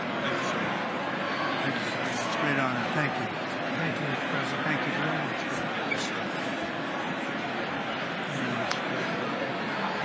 Thank you very much. Appreciate it. Thank you. I see you soon. Young people to go over there. I'm trying to. Great guy. Thank you. That's your favorite. Thank you. Thank you. Thank you very much. Appreciate it. Howard. Thank you again. Thank you again. Won't forget. So good. So good, sir. Thank you. Terrific, Mr. Really good. Really outstanding. Thanks. Thank you. Yes, sir. Thank you. Good job, Mr. President. Thanks. Thank you. Got you. Great. Mr. President, one of your best speeches. Thanks again, Mr. President. Thank you, Mr. President. Thanks for the phone call last night, too. Absolutely. You know that. Thank you very much. I'll do this. Give me the I'm not going to get the sorry. Thank you, everybody. Great speech. Great speech. Best speech ever. Yes. Good. Congratulations. Good job.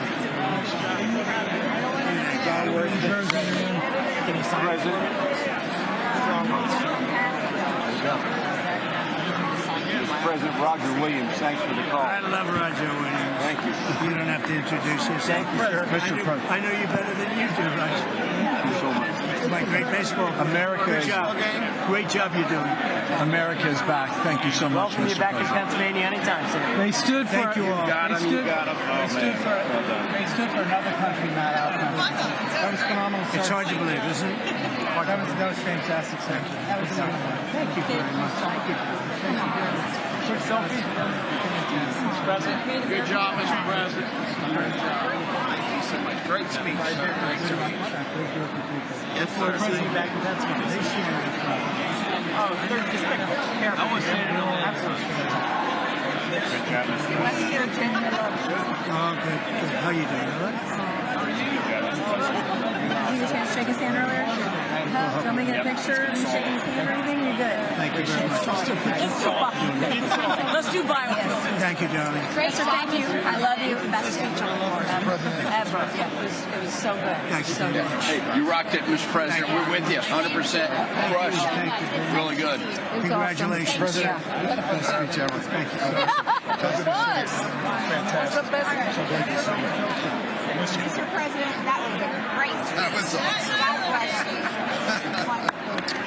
bless you. It was. Thank you. Great job. Let's go. Get down to that. You get down. Good luck. Yes, sir. Thank you. It's so great. Thank you, everybody. Good job. Thank you for mentioning God needs to help us. Thank you, Mr. President. Mr. President.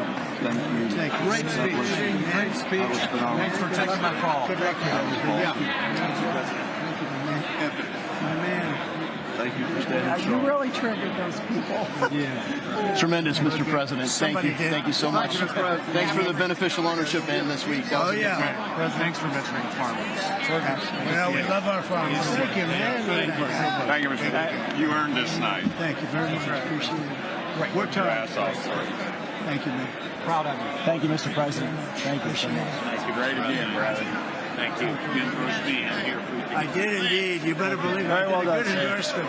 President, home run. Thank you very much. job. You killed it. Thank you, Mr. President. Thank you, everybody. You did great. Thank you. Good job. Thank Hey, you. great to see you. Slam dunk. You're doing good. Thank you, sir. You did amazing, per usual. Thank you. I'll see you. Thank you. Yes, sir. Thank you. Hey, cheese. Thank you. Love you, Mr. President. Yes.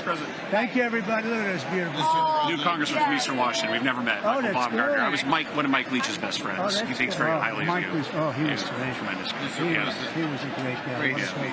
great- Great. Thank you. Thank you very much. Mr. Jr., you did a great job. Thank you. Home run, Mr. Yeah, right. President. Home run. Home run. That was a good one.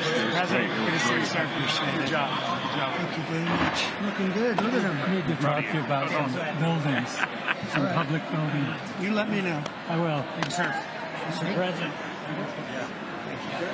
Gus, I'm going to praise you.